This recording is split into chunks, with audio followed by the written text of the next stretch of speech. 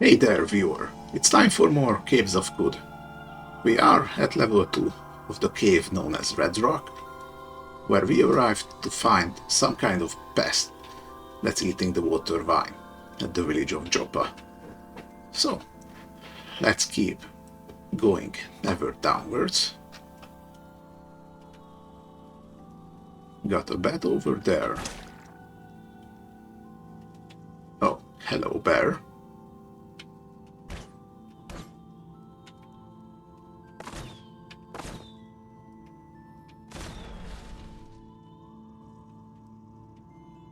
Okay, I didn't need you here also.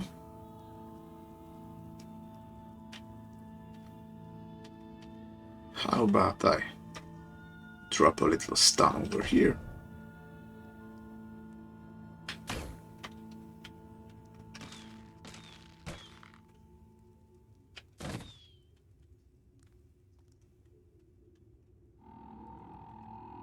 Alright. Was a little unexpected, but healing is always free.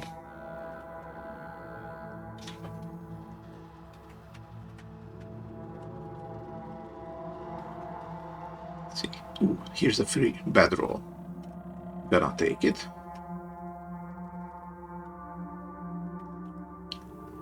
Doesn't really matter much in the game. To have a bedroll, you can simply rest without it. But I like having one, just for immersion's sake. Plus, when we get to the 6-day stilt, there's going to be a lot of merchants there. And as proper NPCs, they do have their own day-night cycles, so we're not really able to buy stuff at night.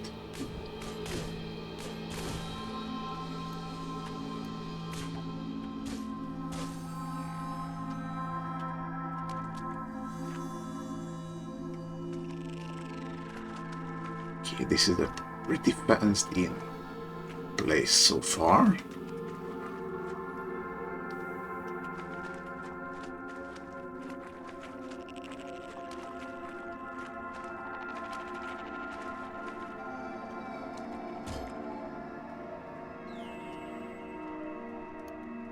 Here's a leather cap. I can use it for my other head.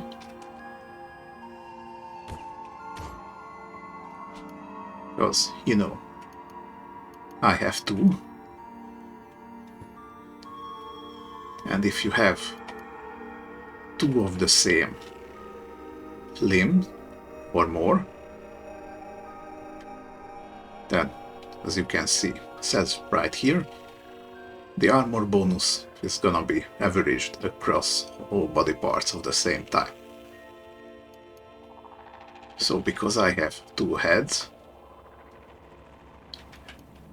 I need to wear some sort of headgear on both to be equally protected. Now here I have this nullworm skull, and you can see it's cracked,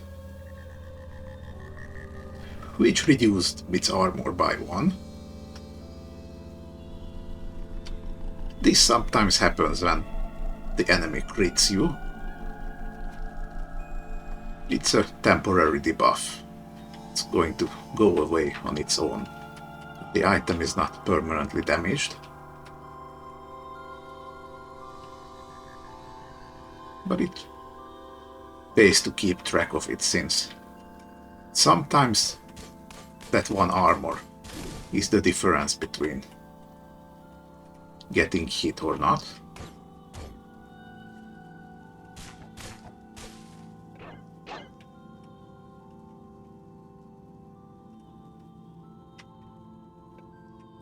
Okay, there's a dog corpse around here.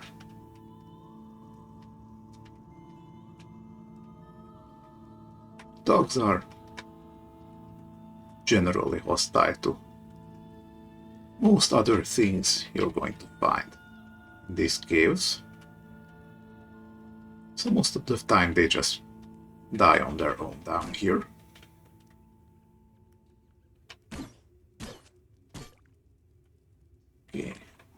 There was a cannibal over here.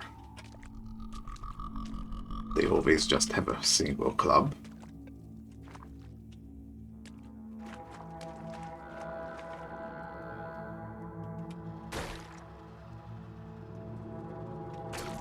We got some giant centipedes over here. And I'm currently bleeding. For multiple wounds, it seems. Just gonna wait around till the bleeding stops. Then I can heal back again. Let's continue. Alright, here's a hammock. Hammock is basically the same as the bedroll, except it weighs half as much. And when you have it, you can only hang it in passageways like this, where it has both sides covered by something solid.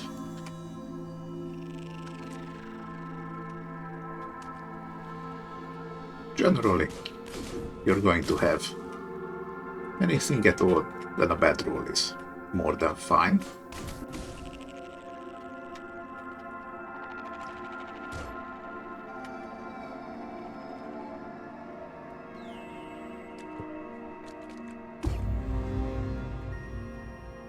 Okay, we are level 5 now.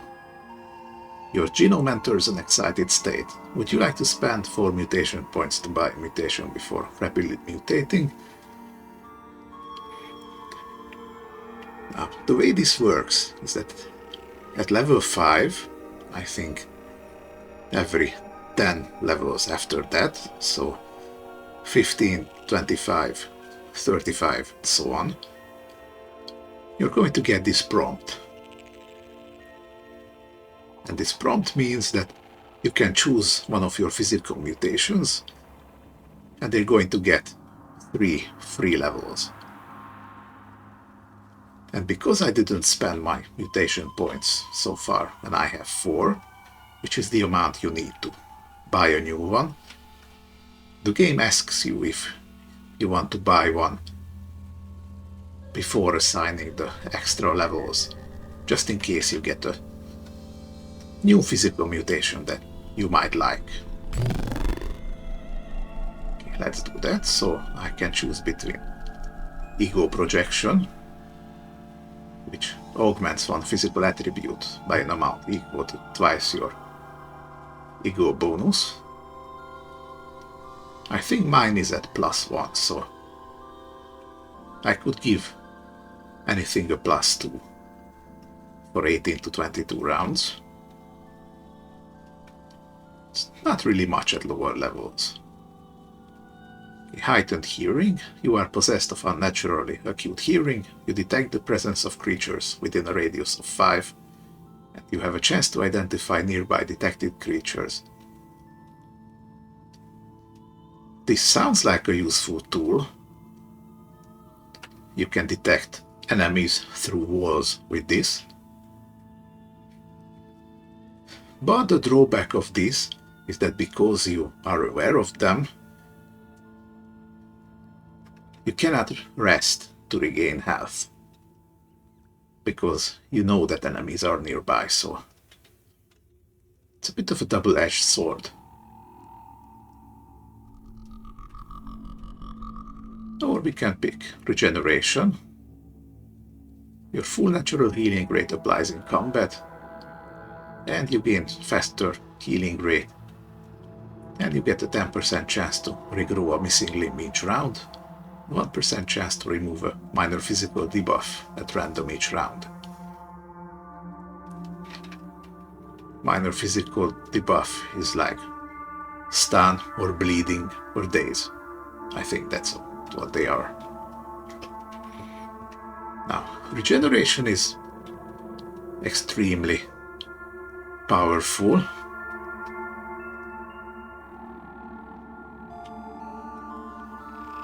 But not always good for you.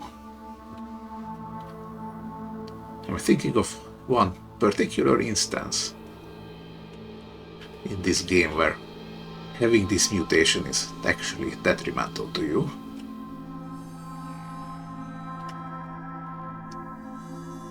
Now, because I have 2 heads, that makes everything mental less tiring. And I might lean a little bit into that, so I think I'm going to pick ego projection and just be a little more careful than I would be if I had regeneration.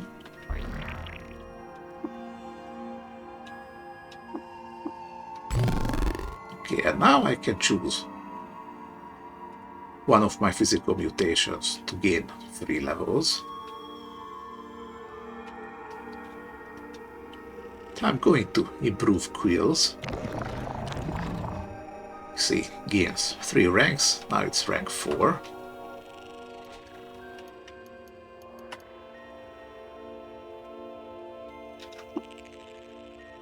You see, you can have higher rank than your actual level retributes would warrant. Here, my quills is actually rank 4, but because my level is just 5, it's going to be kept at 3. I think it goes like, it doesn't go higher than half your level, something like that. Gaining quills is good,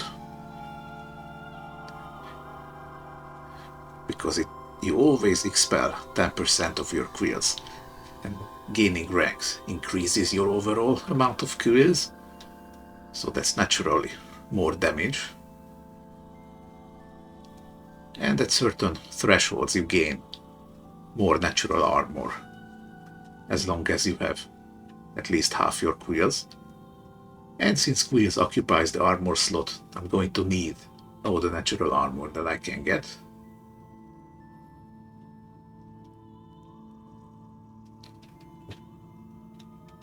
So here we are right now. Upgrading 2-headed only lowers the action cost for mental actions. Until I get more, it's not terribly important. Upgrading forceful only improves the duration.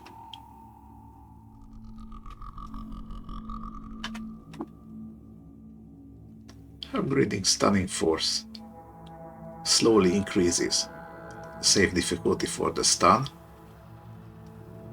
and the damage increment at higher levels. You see, ego projection just increases the duration, so really out of all these mutations, it's just quills that I really want to rank up as fast as I can. Okay, we're sitting at a comfortable 4 armor. Most of the enemies at this level have armor penetration of 4, so we are not very likely to get crit around here.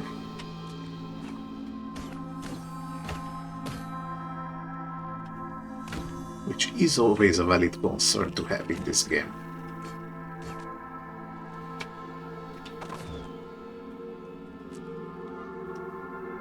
Alright, got some weird artifact over here.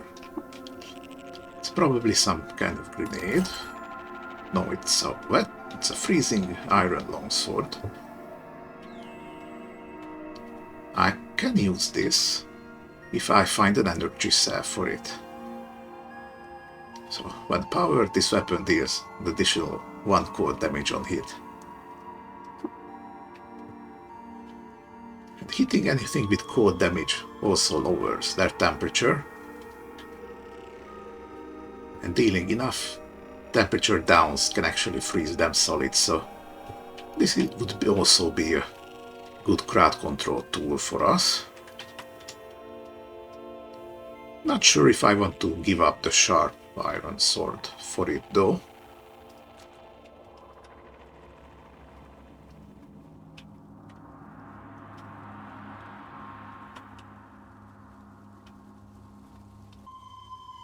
Okay. See, if I press Alt, it's going to highlight all the interactable stuff that's on the map. And you can see with magenta, there's the stairs down. Here's some trash over here. Once I get the ability to rifle through this trash to gain crafting items, these trash piles are also going to get highlighted. It's pretty convenient. Right?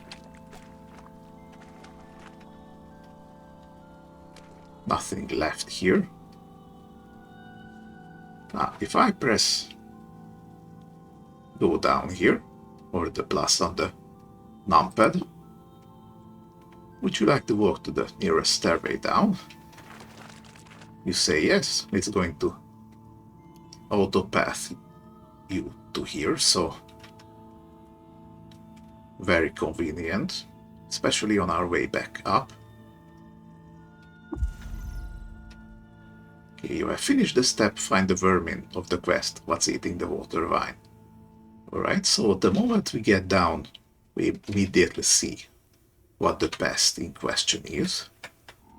It is a defanged Gershling. Star orchid saliva pools in the cavities where its fangs used to be, drips onto pallid-like things.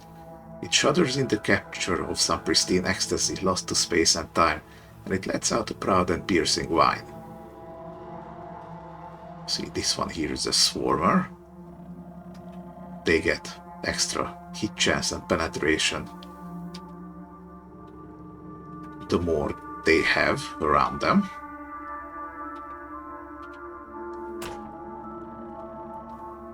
Okay, there's a spitter plant down there somewhere.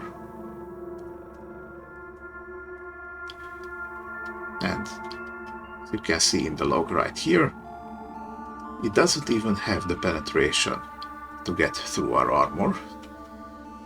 So we're really good over here.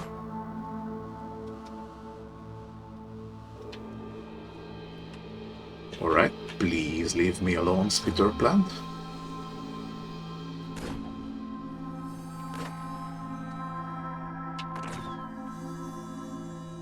Okay, and now we killed it. And the quest states that we have to take the corpse with us. We got the corpse. I'm actually going to go back up and heal back a little bit. You can actually cheese the game a little bit when you go down and there's too many enemies. You can just go back up, wait a few turns. There's going to be one standing right at the stairs below you. And then as you start to go down, you're just hitting them. Or, you know, just move a little further and they're going to come through one at a time. Whichever you feel like doing. Okay, it's just a beetle bomb. You kinda have to be careful with these guys. If you accidentally hit anything that's neutral to you, they're going to turn hostile. And especially at lower levels, these beetles have a decently high armor. And even if you manage to keep them at neutral, these beetle bombs walk around and eat stuff that they find on the floor. Little cleaners of the caves. But that also means that if you don't grab the loot in time, they might wind up in their inventory.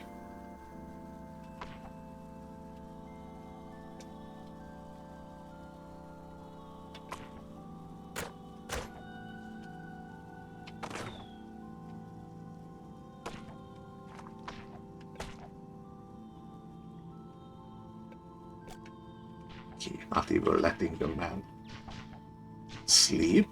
It's rude. Okay, now there's not really a way to discern it, just from looking.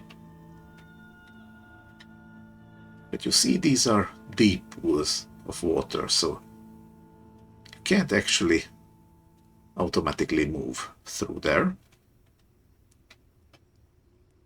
See, the game prompts you, and you have to actually move twice to start swimming.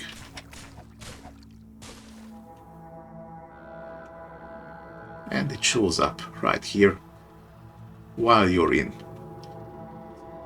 deep pools. You're going to move at half speed. So you kind of have to be careful with that one. But if you can do it, you can also use it against the enemies. Just lure them into water. There's also one little interaction while we're talking with water. If you hit water with anything fire-based, it's going to evaporate, and the steam does pretty hefty damage to everything that's standing in the water. In other words, if you suspect that an enemy has pyrokinetics, do not go in the water. Right now, here's a dreadroot. It looks slightly different than the one we've seen already, which means it's harvestable. If I had the harvesting skill, I could just walk onto it and gain a dreadroot. But I don't have it, so just going to hit it. Killing a dreadroot like that also gives you a chance to gain a dreadroot, but significantly lowered. Like this. And see, this one actually dropped the dreadroot tuber. It's important to gather these, because they are ingredients for healing salve. Here's another one. And another one.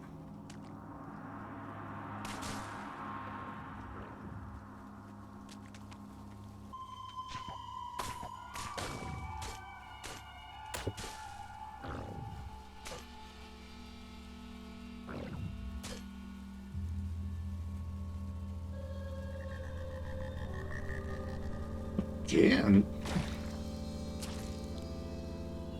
ouch. These young ivories just stand around and damage you and cause bleeding when you step on them. You can sometimes see them, some other times you don't. They do pretty decent bleeding. I'm actually going to eat the witchwood bark to overcome it. And this fellow right here is a Gyre White of Agolgot. The figure is marked by star orchid robes, the votary of the Gyre and reveler in the metamorphic numen. Nails filled black flesh from out his sleeve in a gesture poem to say that plague is but transmutation, death is the ladder to life, and the existence of children proves the prelacy of raw growth. Rank and acrid smell clings to him. Okay, now these guys are kind of cultist types. They are tending the Gerslings that we have been killing over here. Now these ones in previous versions used to be a little weaker than this one, and also always hostile, but this one is not. Which means I can talk to this one. When an eremite consults the teraphim and sees the eyes of death, only the fool's frets. There is change but no ending. And I cannot trade with him. However, this one has an equipment called rank fangs that I am very keen on getting. In other words, you're not hostile, but okay, this is good. He's stuck in web. So I'm going to put down a force field over here so he can get through.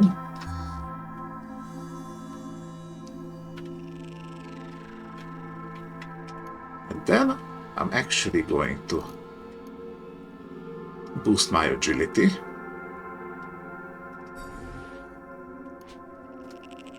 Oh, wait, my ego boost is actually giving me a +1 because I have no positive modifier. Alright, so I have +1 agility right now. Gives a little bit of accuracy. So I'm going to start shooting him now. That would turn him hostile.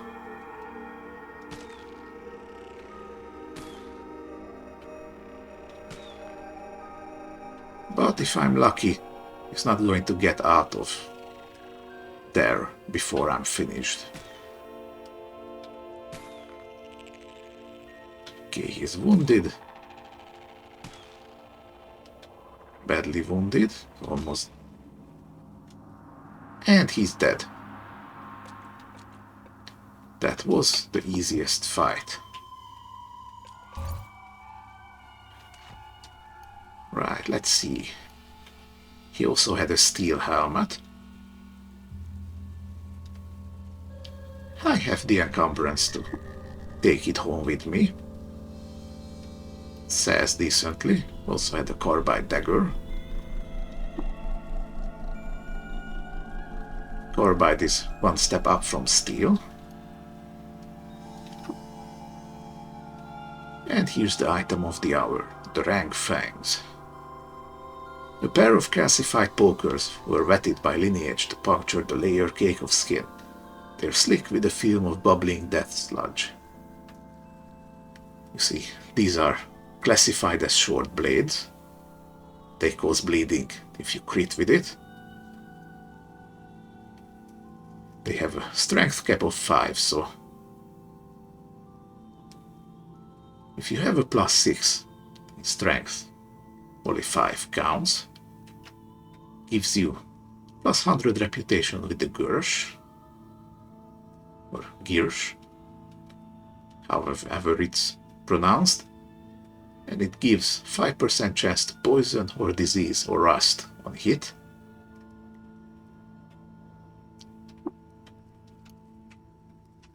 But that's not really the main reason that I wanted this, even though they are nice. Really, it is the fact that it's a melee weapon that goes on your face. And because I have 2 heads, I have 2 face slots. So if I find another one, I could dual wield it, and this counts as a weapon. So with 2 hands, 2 face slots, that's immediately 4 weapon attacks that I could do in 1 turn. So I'm pretty sure I want to work my way up to that.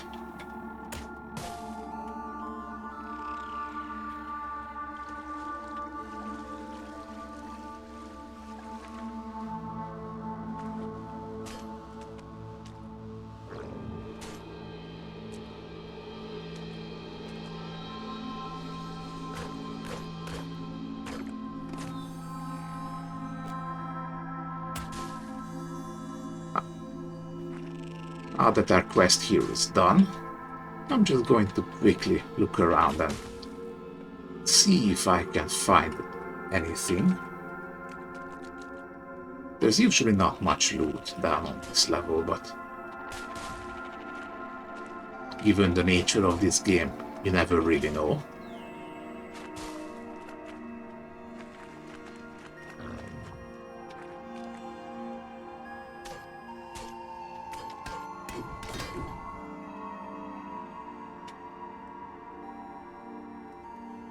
Alright, here's a dread route over here, but it's covered by a border, so I cannot reach it.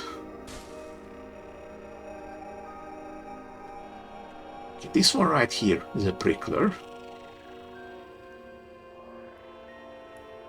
And its only defining feature is that it has quills. Just like I do. And having quills makes you immune to all other quills, so I can just hit it.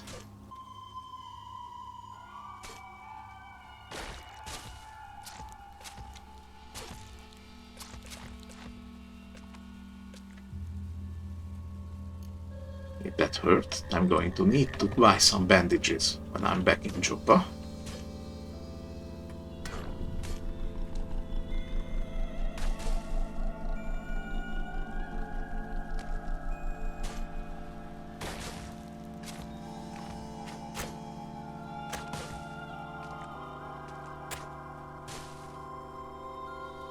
If you see an enemy around you, you're not going to auto pick up stuff that you would otherwise do.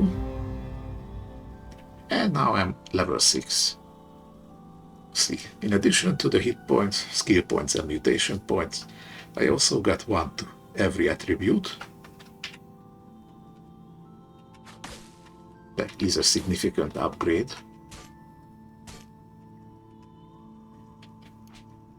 See, it immediately resulted in having +1 modifier for ego and intelligence and agility, and a +2 in strength. So looking really good all around.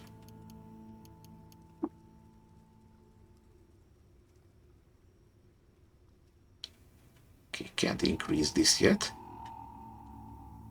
Now it says right here that the maximum rank of a mutation is 10. However, this extra 3 that you gain from rapidly advancing, these are in addition to the normal rank, so if I never choose rapid advancement on the quills again, I can still get it up to rank 13. Just something to keep in mind. Okay, it looks like there's only the place down there that's unexplored. Let's actually hit auto-explore, so I'm gonna go there. And you immediately stop when you see an enemy, so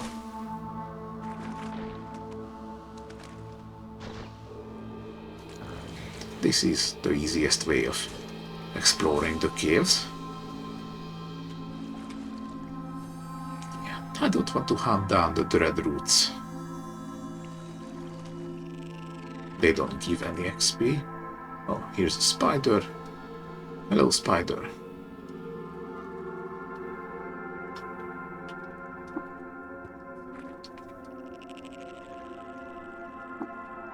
Okay, let's go back up to the surface.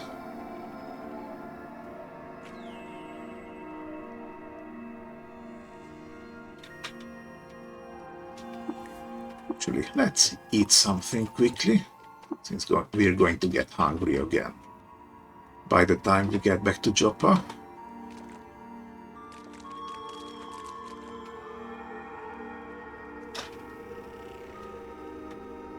Okay. Now this spider is blocking the way, so I have literally no chance to go around it. Goodbye, doggo.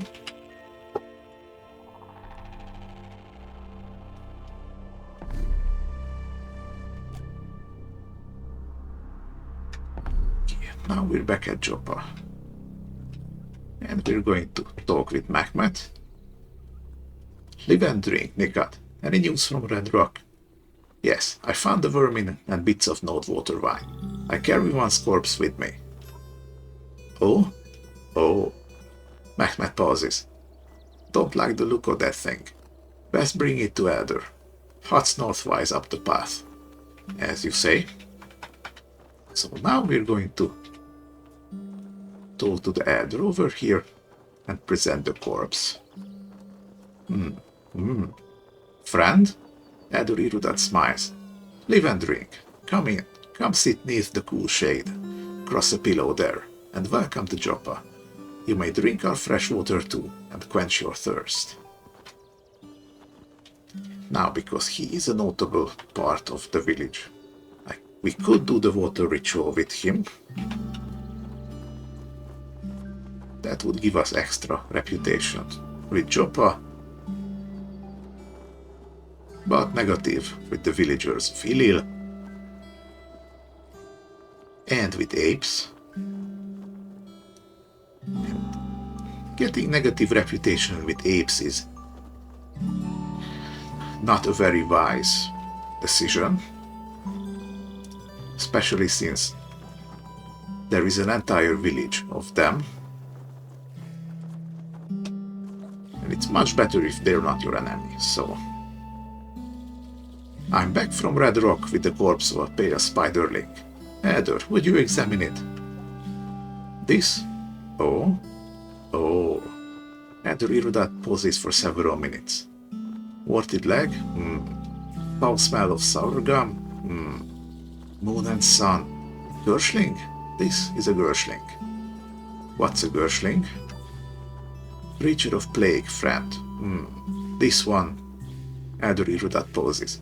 This one covered in slick and muscled at the beach holes of sleeping Agolgot in the cave under the cloaca. But here, Gershling this far west, there must be hundreds for one to reach. Does the gyre widen again? The gyre? Elder Irudat pauses. Plagues of our great-grandsires many times over. Salt, darkness, swarthy frog, Gershling. Elder Irudat pauses. Friend, do not like to sour the air with a harsh word, but this tiding bites my liver like acid. Must ask Nima for an elixir of yakweed. I talk to the strange figure next to the Gershling. Oh, in dyed robes, flashing gestures of hand, and ranting about pipe milk, a gyre white must be. They about worship the Gersh Nephilim as gods. And who are the Gersh Nephilim? Elder Irudat pauses. Nephilim, seventh plague. Gersh titans born on the moon's star and quickened to life to eat our young. Sultan Reshef drove them back, chiliad ago, away to slumber. Do they rouse? I think now that the game is in 1.0, you can actually fight the Gersh Nephilim in the end game. That's what I heard anyway. I noticed the creature has had its fangs removed. Oh, gyre white must be. They bind the teeth right up to their own gums to make a show for the Gersh Nephilim. Which is exactly what I'm already sporting. You have nothing to trade. I am sorry to cause pain, Elder. No, friend. Your finding is rich in value to us. We are poor farmers, and sharpen our vine reapers is all we can do. But others, perhaps more. Take these prickly boons as thanks. I will not soon forget this, Nikat. Leave me now to muse, kindly. Live and drink, then. Okay, now we got Uber Nostrum Injector, some weird artifact, Salve Injector, times 3. Salve is your basic healing potion, analog, and Uber Nostrum is a really valuable injector. It's basically a short-lived regeneration tonic. That's going to come very much in handy in case we ever lose a limb. And that's the end of the quest. Your reputation with the villagers of Joppa increased by 200 to 60. It's 60 because we started it slightly in the negative.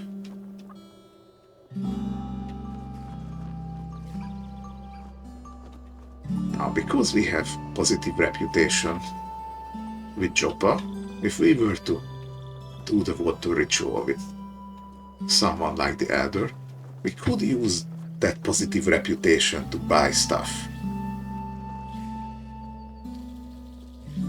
Buy some secrets.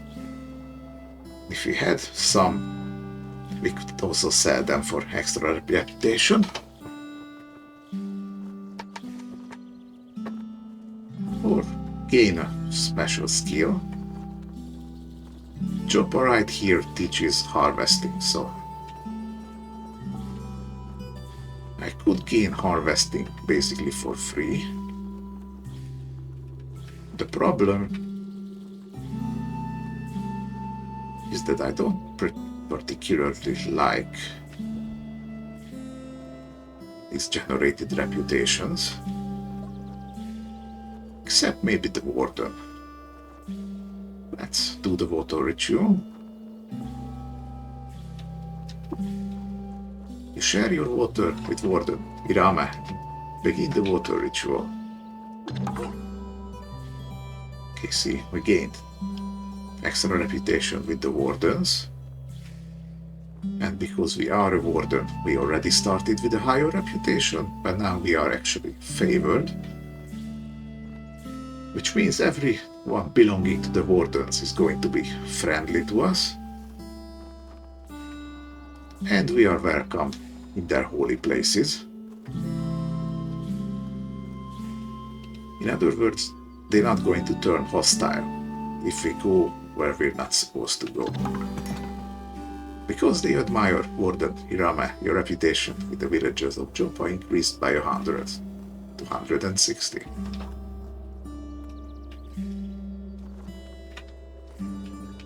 You see, the warden is technically not part of Joppa, so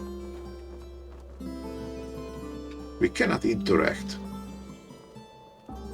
with them the way we would with the villagers. We had 428 reputation. We could immediately recruit them. Or we can take reputation to gain a secret. That's usually the location of some ruins or another. But it would actually use up reputation. Right now, I want to keep it at the 250 mark.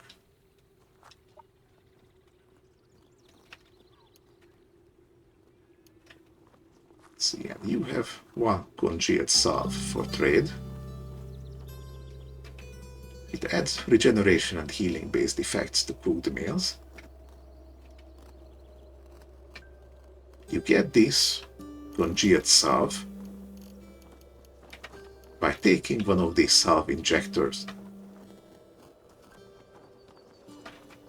and taking it apart at the campfire once you know the food preparation skill. So because we don't know that right now, it's not really worth buying. Speaking of, here was another weird artifact. Let's try to identify it real quick. Okay, it seems to be a bottle. So this message means we didn't immediately succeed. So now we get the type of the artifact and we can try to examine it again. Okay, you identify your bottle as a fix-it spray foam. An aerosol can blown full of fulminating coke.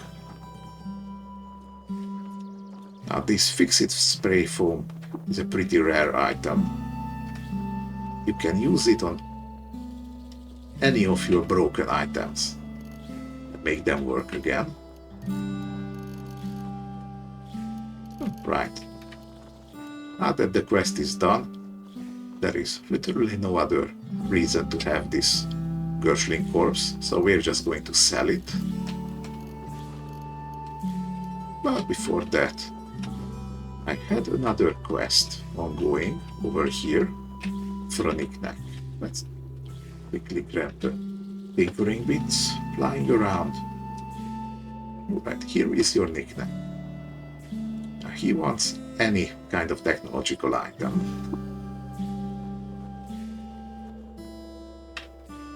Which is all of these that we picked up so far.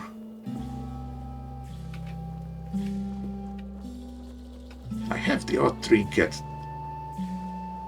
but I'm going to take that to the 6-day stilt, so you can get a stun rod for now.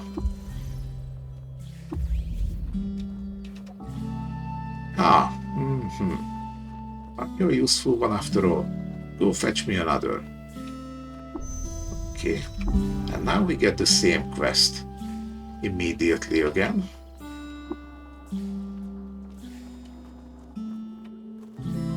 Right, you know what?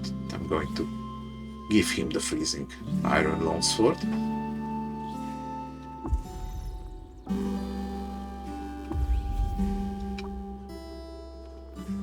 Okay.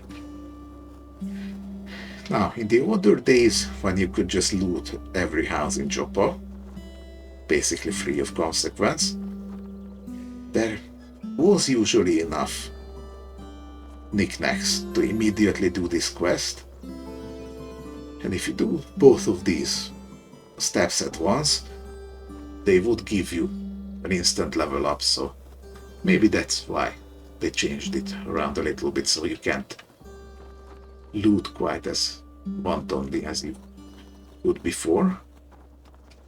But still, a lot of the times it still works. Just a free level up.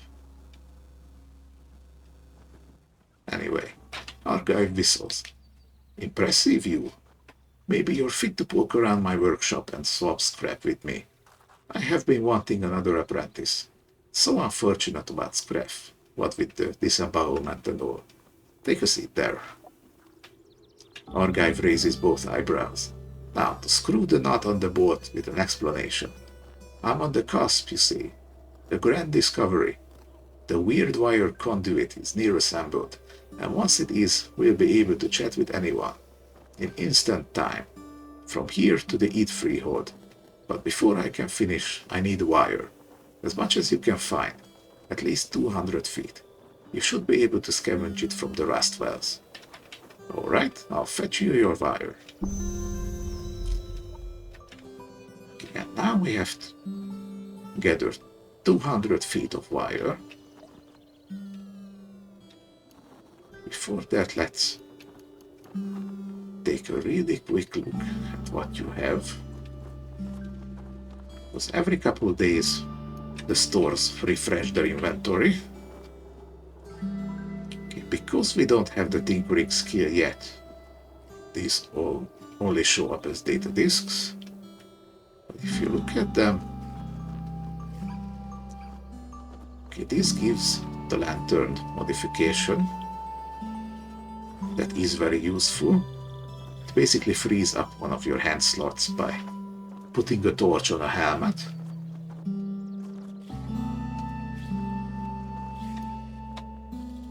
I'm going to see if I can gather that much money without using the book.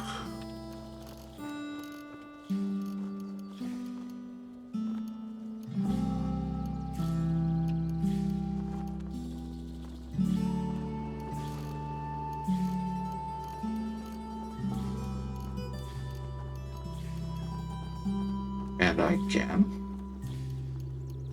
But let's see what these are. By the way, you can actually take a pretty good guess, at least with data disks, about the level of complexity of the items by their price. So 119 is tinkering 1, is 714 is a tinkering 2 arcwinder. This is a tinkering 3 spacer pistol, so here's a grenade launcher, stasis grenade, and a rolling chair. The only purpose of chairs that I know of in this game, it's a kind of a hidden one, but as long as you're sitting down on a chair, you get a little bit of intellect bonus for tinkering and identifying artifacts. So there's that. Yeah, I'm going to buy this lantern modification, just going to store it in my chest for the time being.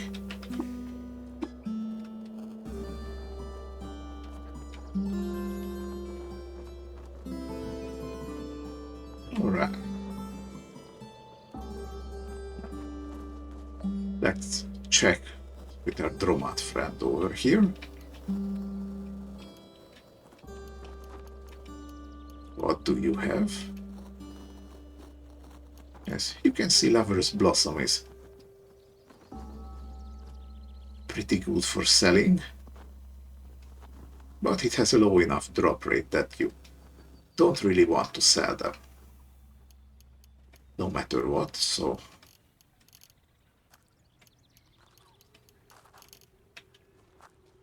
okay, looks like I'm out of sellable stuff.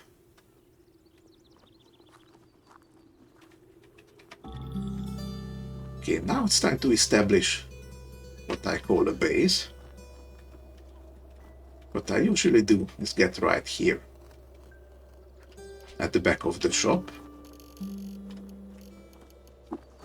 and I drop the chest, and the NPCs don't bother this, so this is just my place right now.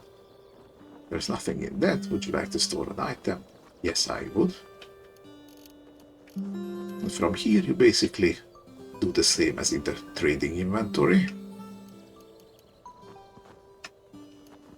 Just need to select everything you want to put over there.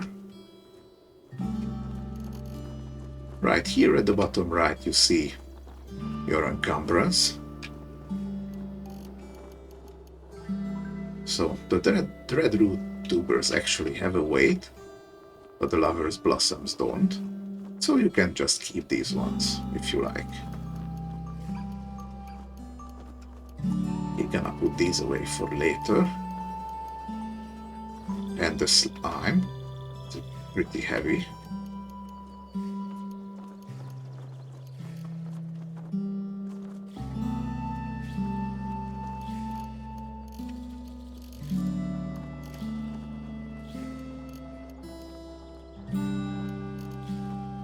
And looks like I'm all set here.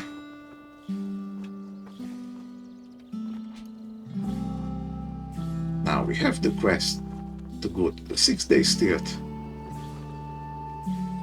find this historical site,